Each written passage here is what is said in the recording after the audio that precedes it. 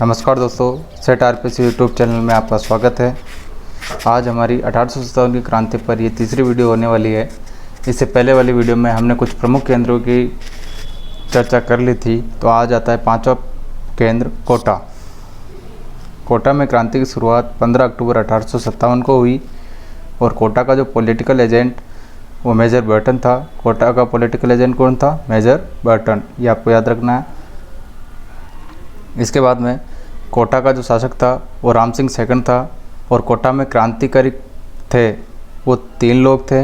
पहला जयदयाल, दूसरा मेहराब खां और तीसरा रतनलाल। तो इन तीनों ने मिलकर कोटा में क्रांति करी। इन तीनों ने कोटा की सेना और कोटा कंटिजेंट के साथ मिलकर कोटा में विद्रोह किया था। इस विद्रोह में पॉलिटिकल एजेंट मेजर बर्टन की हत्या हुई।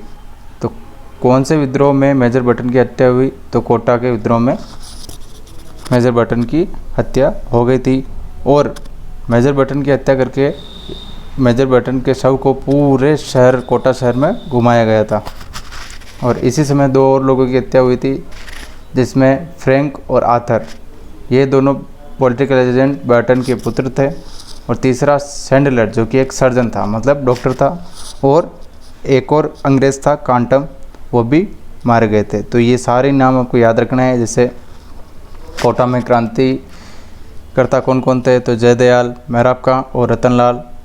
और कोटा में किसकी हत्या हुई? तो कोटा में पॉलिटिकल एजेंट मेजर बर्टन की हत्या हो गई थी।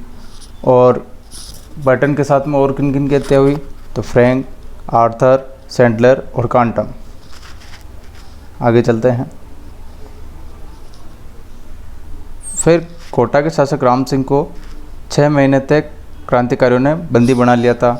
तो कोटा के जो शासक था राम सिंह, उसको मुक्त कराने के लिए मदनपाल करौली से सेना लेकर कोटा आया और राम सिंह को मुक्त करा लिया क्रांतिकारियों से।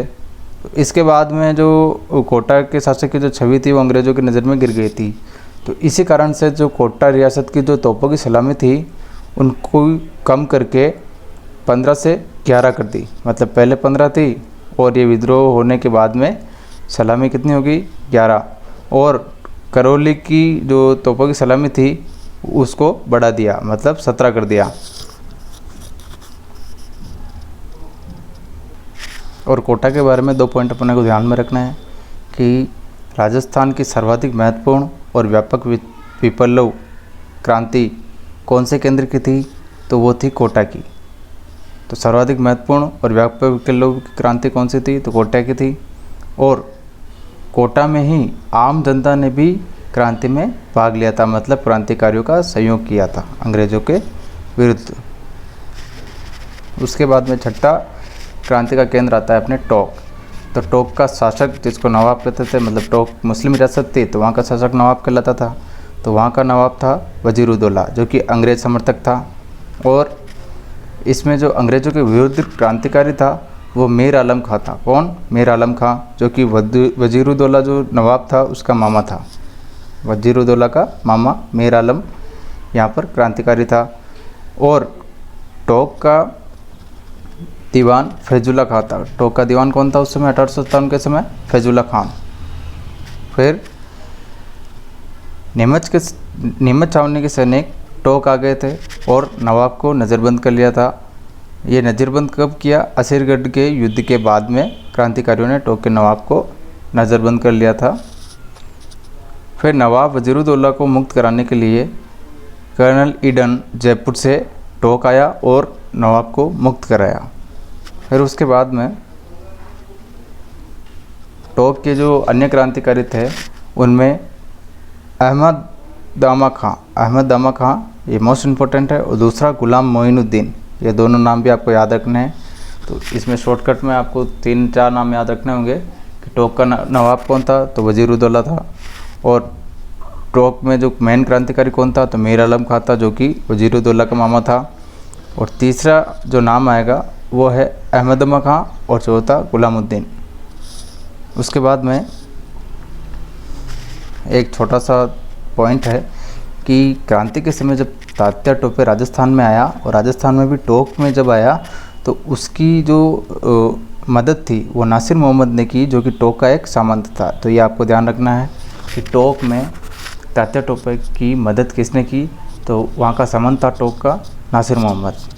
उसके बाद में एकमात्र ऐसी रियासत जिसमें महिलाओं ने भी क्रांति में भाग लिया था, किसने, महिलाओं ने भी क्रांति में भाग लिया था।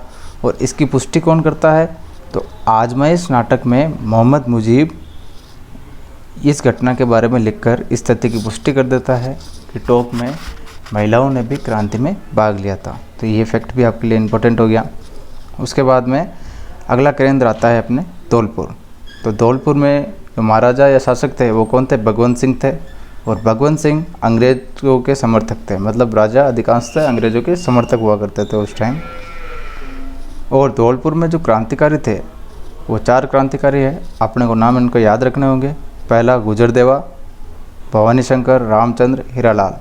गुजरदेवा, भवानी शंकर, रामचंद्र और हीरालाल, ये धौलपुर के 4 क्रांतिकारी थे। अब इनमें भी गुजरदेवा और भवानी शंकर जो है, गुजरदेवा और भवानी शंकर ये बाहर से आए थे, मतलब राजस्थान के नहीं थे। ये ग्वालियर और इंदौर जो कि एमपी में पड़ता है, यहाँ से होते हुए धौलपुर आए थे। तो यहाँ पर क्रांति इन्होंने शुरू कर दी थी। और क्रांति का दमन करने के लिए धौलपुर में पटियाला की सेना पंजाब से धौलपुर आई थी। ठीक है, तो ये फैक्ट भी आपको याद रखना है कि धौलपुर में क्रांति का दमन कौन सी सेना ने किया, तो पटियाला पंजाब की सेना ने किया। उसके बाद में एक इम्पोर्टेंट फैक्ट है जो कि एग्ज़ाम में बहुत महत्वपूर्ण है कि राजस्थान में एकमात्र ऐसी रियासत जहाँ विद्रोही भी बाहर के थे और क्रांति की जो दमन करने के लिए सेना आई थी वो भी बाहर की थी।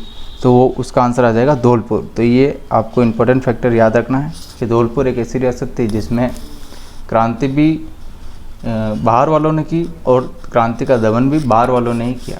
ठीक है, आगे चलते हैं। अगला केंद्र आता है अपने बीकानेर। तो बीकानेर के लिए एक महत्वपूर्ण फैक्ट है कि यहाँ का जो शासक था सरदार सिंह, कौन था, सरदार सिंह। इसने राजस्थान से बाहर जाकर अंग्रेज़ों की मदद के लिए क्रांति का दमन किया। मतलब एकमात्र बीकानेर रियासत का सरदार सिंह था जो कि अपनी रियासत से बाहर गया, मतलब राजस्थान से भी बाहर गया और वहाँ पर जाकर क्रांतिकारियों का दमन किया। तो ये पॉइंट इम्पोर्टेंट है। और एक छोटा सा युद्ध आता है कि वारलू का युद्ध किन किन के बीच में हुआ। तो पहला तो वारलू का युद्ध कहाँ पर हुआ, हिसार हरियाणा में हुआ। तो ये जो वारलू का युद्ध है वो क्रांतिकारियों और सरदार सिंह के बीच में हुआ। तो इसमें सरदार सिंह जीत गया था और क्रांतिकारी हार गए थे। तो इस शौर्य के लिए सरदार सिंह को 41 गांव अंग्रेज़ों ने भेंट कर दिए थे। कितने गांव, 41 गांव भेंट कर दिए थे। टिब्बी भी इसमें शामिल था। टिब्बी हनुमानगढ़ में आता है। ठीक है, फिर उसके बाद में कुछ क्रांति के जो उस समय के जो व्यक्तित्व थे ये अपने इम्पोर्टेंट और एग्जाम में भी आते हैं। तो उसमें पहला नाम है अमरचंद बठिया। अमरचंद बठिया ये ग्वालियर का नगर सेठ था, मतलब ये ग्वालियर का नगर सेठ था, वहाँ का महाजन था ये। और ये जो मूल निवासी था वो बीकानेर राजस्थान का था। मूल निवासी बीकानेर राजस्थान का था। तो इसके लिए एक फैक्ट आपको इम्पोर्टेंट याद रखना है जो कि परीक्षा में बार बार पूछा जाता है कि राजस्थान की 1857 की क्रांति में पहला ऐसा व्यक्ति कौन था जिसे फांसी दी गई, तो उसका नाम आ जाएगा अमरचंद बठिया। मतलब अमरचंद बठिया को 1857 की क्रांति में सबसे पहले फांसी दी गई और यही राजस्थान की क्रांति का सबसे पहला शहीद माना जाता है। तो इस कारण से इसके उपनाम है जो 2 है वो आपको याद रखने होंगे। पहला क्रांति का भामाशाह और राजस्थान का दूसरा भामाशाह। अब इसको भामाशाह या क्रांति का भामाशाह क्यों करते हैं, क्योंकि इसने जो है क्रांतिकारियों को आर्थिक सहायता दी, इसलिए इसे क्रांति का भामाशाह और राजस्थान का दूसरा भामाशाह भी कहते हैं। किसको, अमरचंद बठिया को। यह आपको याद रखना है। फिर अगले आते हैं अपने डूंगजी और जवाहर जी। डूंगजी और जवाहर जी तो ये आपस में काका भतीजा थे। कौन थे, काका भतीजा। मतलब डूंगजी तो थे काका और जवाहर जी थे इनके भतीजा। ठीक है, तो इनका जो निवास था वो बठोट पाटौदा सीकर के थे। ये कहाँ के थे, बठोट पाटौदा सीकर के थे। तो इनके लिए एक फैक्ट इम्पोर्टेंट है कि शेखावटी में पहली बार जो क्रांति की शुरुआत करी वो डूंगजी और जवाहर जी ने ही करी। ये फैक्ट आपके लिए इम्पोर्टेंट है, हर बार एग्ज़ाम में पूछा जाता है। और दूसरा फैक्ट ये आता है कि डोंगजी और जवाहर जी को जो गिरफ्तार कराया वो डोंगजी के जो साले थे भैरव सिंह गौड़, जो कि जड़वासा अजमेर के थे, उन्होंने ही डोंगजी और जवाहर जी को गिरफ्तार करवा दिया। तो ये आज के लिए इतना ही। जय हिंद, जय भारत।